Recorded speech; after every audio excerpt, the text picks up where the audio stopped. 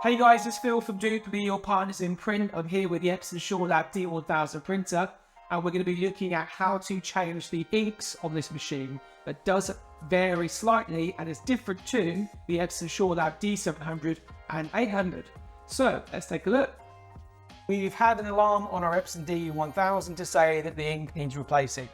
It could be one of the colours. It could be the black, the cyan, the light magenta, the light cyan, the magenta, or the yellow. To access our inks on the D1000, D1000A, we pull down the front. Big difference between these cartridges and the cartridges from a D700 or 800 is that these are now pouches and they're not plastic cartridges like we had before. But now, when it's finished, you roll this bagger and you drop it into the bin. These are keyed. What keyed means is that each colour will only fit in the right slot. And important on the front there, you can see these are now 250mm. On the old D700 800, they were 200mm. It's the same cost per mil as we had before. You've just got less changes.